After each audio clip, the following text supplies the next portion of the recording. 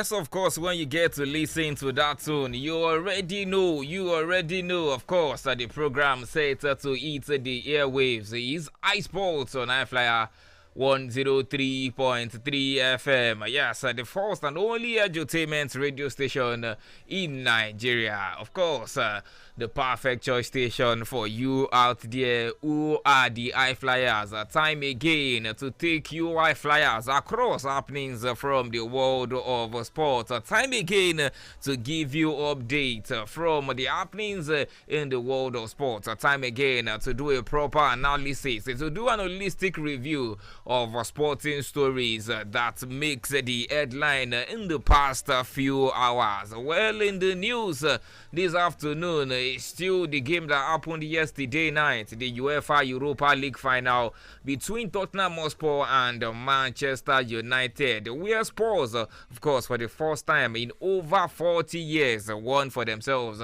an European trophy. Well, it was also the first major career trophy for the captain of Tottenham Hotspur, Heung-min Son. Brennan Johnson, the hero of the game, the match winner for Tottenham Hotspur, scored the only goal of the game in the 42nd minute of action. And of course, you need to give kudos to Spurs on how they defended throughout the entire 90 minutes of that game. Well, we would take a reaction to the actions that went down from that game on the show this afternoon. We'll do a review of how everything went down at the San Mamés Stadium, Bilbao, yesterday night. Where did United get it wrong? They have not lost in the Europa League until the final. Where did they get it right? And Postecoglou, a man of his word. Like I said on Sport Drive this morning, it has to go down as one of the hardest quotes in football. I always win things in my second season. The Big Ange has delivered on his promise for Spurs once again. Ladies and gentlemen, welcome to iSports on I-FLIER 103.3 FM. This lovely Thursday afternoon. Yes, it is the Throwback Thursday. Yeah, so we're going to be throwing it back at one point on the show this afternoon. Ladies and gentlemen, aside from the UEFA Europa League game that went down, would be signing between Luis Diaz and of course Marcus Rashford. Or do you even think either of these guys are not needed in that Barcelona squad? Yes, we'll get to talk about that on the show this lovely afternoon. And of course, from the world of basketball, the playoffs, conference finals, of course, went down with the early hours of this morning. The Indiana Pacers had to mount a late comeback in their game against the New York Knicks. And just like Feromi predicted, the playoffs final is starting to shape up the way he called it for that one. But then they still game one. This one might go to game 7 there. Ladies and gentlemen, welcome on board once again to iSports and I-FLIER 103.3 FM. And of course, on the home front, we'll look at the President's Federation Cup finals. Abakaliki FC will be playing against Kwara United. We had the semi-final games yesterday. Abakaliki FC once again shocking an MPFL side, defeating Ikorodu City, the Oga Boys, 5-4 on penalties. That one ended. Don't forget that they were responsible for ousting Eyimba International and also Nasarawa United on the way to their final. Well, this is going to be a final of the underdogs because Kwara United also have not been at the finals in 49 years, 49 solid years. But then of Wasiu Alalade's solitary goal. We'll talk about the chances of Abakaliki FC in this competition. Also noting that the winner of this competition gets to represent Nigeria in the CAF Confederations Cup. Ladies and gentlemen, these and many more we get to enjoy on the show this afternoon.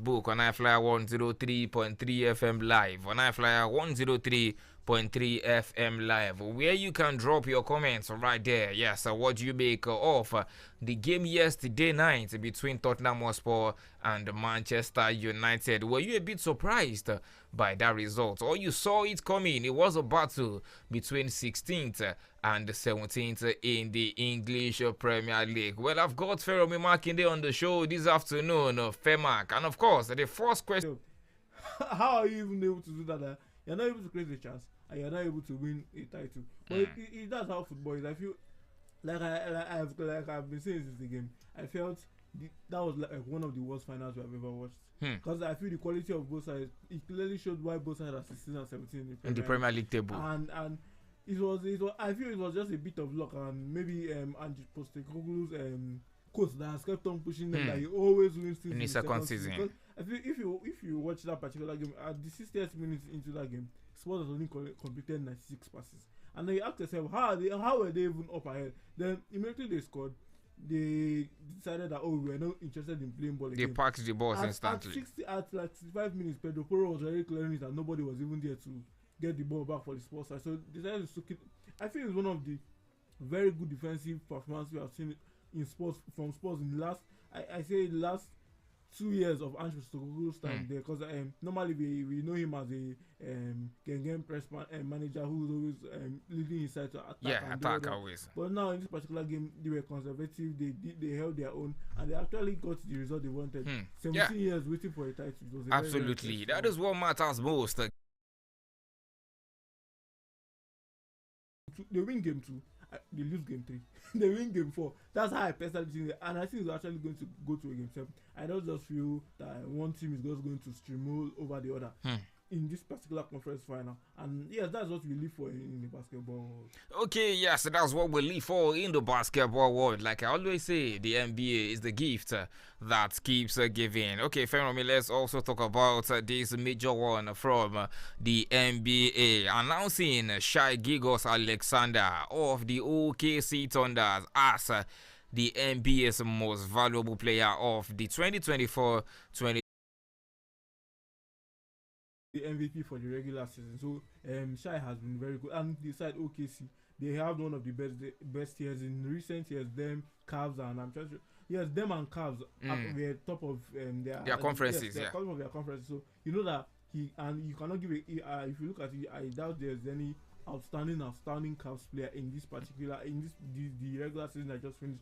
So there was no other way. Maybe the closest person that could have said that could have possibly pushed him on Nikola Jokic, and I feel because although you could say he's the regular season MVP, but I feel Nikola Jokic getting knocked out by this same OKC side also affected his chance, because there are a whole lot of people that say, Nikola Jokic is always doing this, he's always dropping a triple-double, he's always pushing his side is not as bad his side. You cannot say the Nuggets who won a title 2 years ago are a bad side. So I generally don't get that, but I feel Shai has deserved this year now, and that's why we are not seeing this sort of drop. But I feel next year we are going to see the Celtics back in this particular position. And that's why I want every team in this particular position, this particular year, to take very, very good use of it, because it doesn't come around like this always.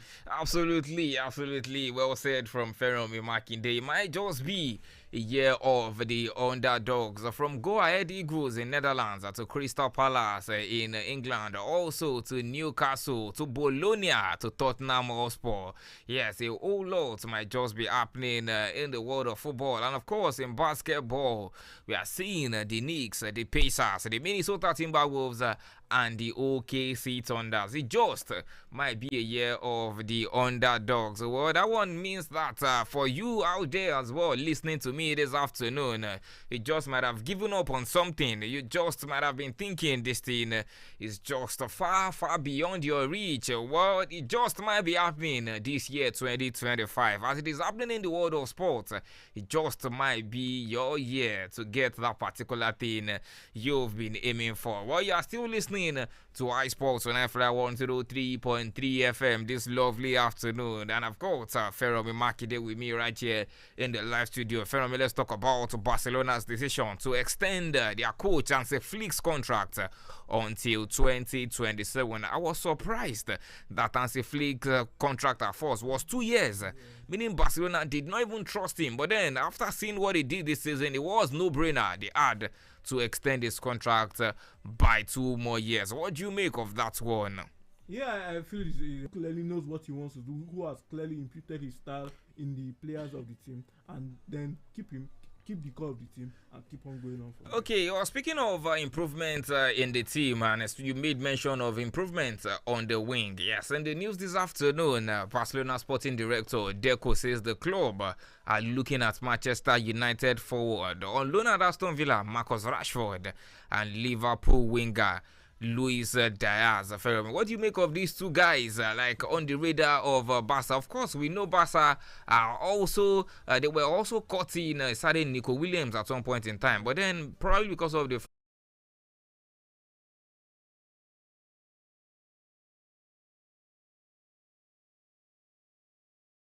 whole situation surrounding him. Well, it will be interesting to see how that one would pan out. But then for Barcelona sporting director, he also said that their biggest priority is to strengthen what they have at home. Talking about the renewals of the likes of Pedri, Gavi, Ronaldo Araujo, Rafinha, Yus Koundé. Yes, those are the guys they also want to focus on renewing their contract. Well, it's really good to see how Barcelona are back in the mix once again. Everyone seems to be talking about this particular team. Yes, the I feel he should have moved a long way back. But I feel a legend is moving on from the club. He has been there, he has done everything, he has won everything with them. Even won the Ballon d'Or for a shocking one for the really shocking. So yeah, so I feel he has done enough for the Real Madrid. He's a legend there, and it was the right, not the right time. I feel it was long overdue, but best time, because if Madrid were giving him a 1 more year extension, I feel it would have been very, very comical. Okay, speaking of Real Madrid and how to replace Luka Modric, it is obvious that Real Madrid are still struggling to replace Toni Kroos, who left the team last season. Now with Luka Modric also leaving the team, don't you think this would also give a big blow to this certain current season? And moving on, which players do you think could just be fitting into that Luka Modric role for Real Madrid? Is it I'm going to see them bring in a new player, or are they going to drop Jude Bellingham deep and play in that number 10 role for Real Madrid? I personally feel Luka Modric, will I say he's the type of player, will I say missed? Because if you are using the word missed, that means you are trying to say he has consistently played, which he hasn't in the last 2 seasons or so. So I feel they have not really missed him, if you ask. They are not sort of. I feel a certain that is Ceballos, although he can say he's not consistent, he also does that too at a good level. So that I feel they are sort of covered, and they could also drop Jude Bellingham down to the box to be playing box to box, and also put another midfielder by side. I feel Tchouaméni and Camavinga, although Camavinga, I feel most of their midfielders are of the same profile, and that is continuously going to be an issue for them. So yes, but I feel they will still miss him. Maybe his cool-headedness, his calmness. We seen the Remontada against I think Man City a few years back. You saw the type of performance he put in for them. You have seen the type of performance the last time they went Champions League. So yes, for sure they will miss his calmness and everything. But I feel it's time to move on these particular players and actually test out the younger boys in the team. If they are not also able to meet up to the standard, you add another. Yesterday between Tottenham Hotspur and of course Manchester United. When we come back, I would also open the call lines for you to be a part of the show. It is still iSports on I-FLIER 103.3 FM. We'll be right back. Here comes Big Man Jazzy, original producer. Excuse me, I'm a LA. Keep rocking like that too. Here comes the WC, original Black Diamond. Excuse me, I'm a LA. Keep rocking like that, oh. Yeah. Tell me, are you ready?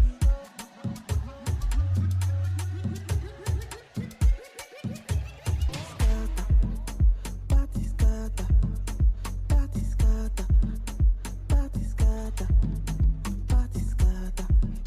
As they scatter, enter. The party starter, party starter, the party starter, the party starter.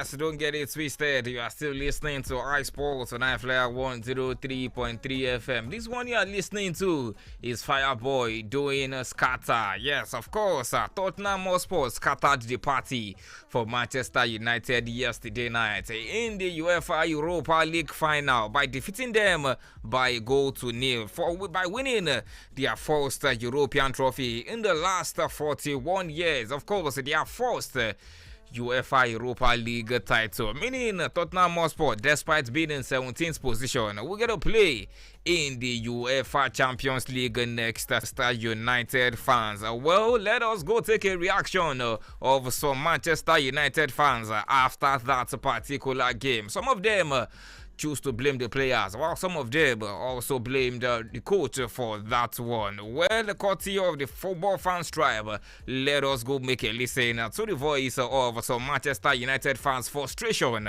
after their Europa League final loss to Tottenham Hotspur yesterday. You know how you vex and you know if you express yourself in words. Now to just hold you like this now, they blow your eye first. See, let me tell you something. I know that the players are at fault. I'm not saying the players are not at fault. But as a coach, myself, I don't coach now. As a coach, you know there's one rule. No matter the team you are playing, once it is in final, you have to field your best squad. See, the fact that he did not make a sub at 55 or 60 minutes means he doesn't know. He says a lot. He doesn't know how finals go again. You have to make your change. See, once you are seeing that it is slipping off, you have to change the spirit. You have to bring in people that fight. Okay, tell me that the last 10 minutes of that game, 7 minutes plus, let's say 10, that's last 17 minutes of the game, was it not better? Way better. You know, I don't blame my coach. Tell us. Pre-match conference, he said the past 2 training sessions has been very comfortable with him. That he has done his best. He leaves it up to the players. We can handpick, call each player, every single one of my players today on that pitch didn't give their best, including Bruno.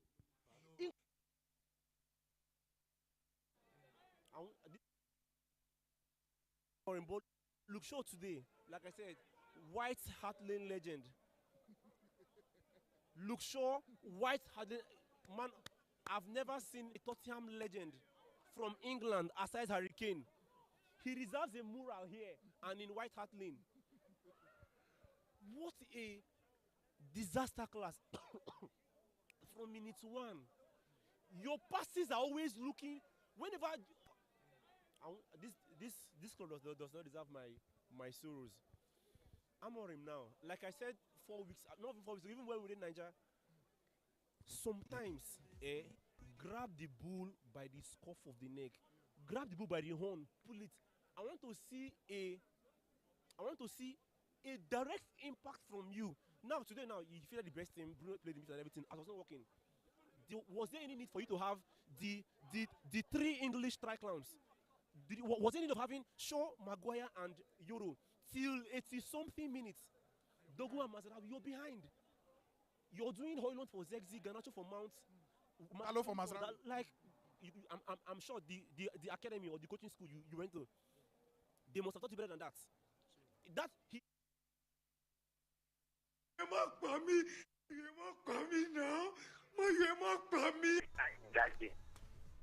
His goal against Brentford, and he has been, and his two, I think his performance against Bilbao too in the semi-final second leg, you could say, oh, maybe something was happening there for him.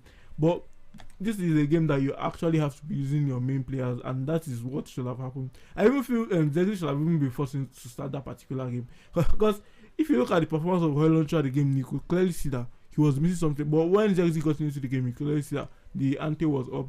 Zexi and Garnacho, you clearly see that something was beginning to happen for the Manchester United side. And I feel Ahmad was also one of the causes of that particular defeat.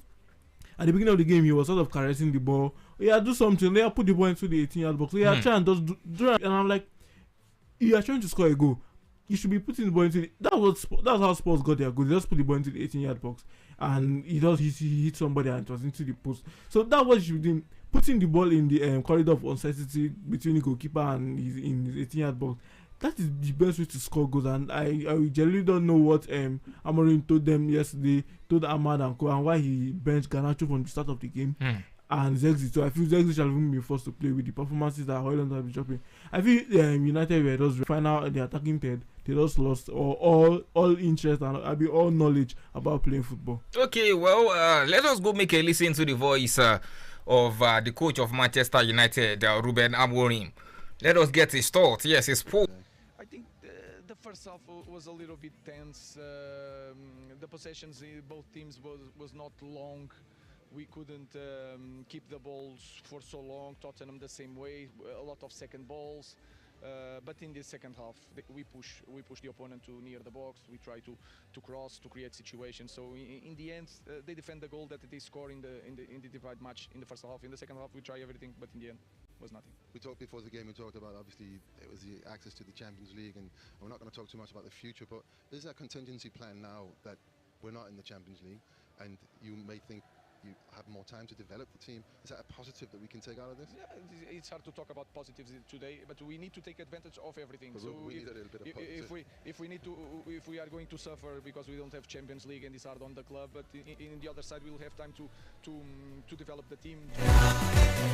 Yes, Feromi. Then you listen to the voice of coach Ruben Amorim. Run of form in 2 games. Then you're now benching one of your main players who has been there consistently. The plot, because I feel you see Garnacho, you see Marcus Rashford that was forced out of the club because of Amorim, and you see Maino that was a whole lot of Manchester that brought, I feel he's even one of the players that brought Manchester to this particular final. Him and Garnacho in the FA Cup final last year, that they played very, very well against Manchester City and won the title. And now I think Maino even scored the second goal in the minutes of the game. So I feel there's something certainly wrong with him. I don't know if Amorim does not like the academy players, because those 3 players now are the academy players on the Manchester United side. And I feel this should be who he should be building the team around. I still don't understand the tactics he has. I still don't understand what he's going to do. He's still asking for one more season to bring his own players in.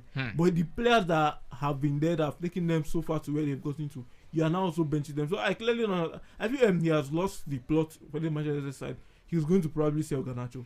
He's probably going to sell Rashford too. Then you look at it. Who are an attacking football of playing the high line, but then they played the low block. They suffered. They thrived on the counter attack, and of course, it was the most important win of the club's career in a long while. Yes, I feel he clearly knew. I feel he played to his strengths, because if you ask me, you think that is the strength of his team, yes, or you think it was because it was a final? Yes, I feel because of the final. I feel that's the strength of his team, because if you look at, if you are putting the players side by side by the Manchester United players, I feel the Spurs players are nowhere. Based on players available. Yes, so I feel they are nowhere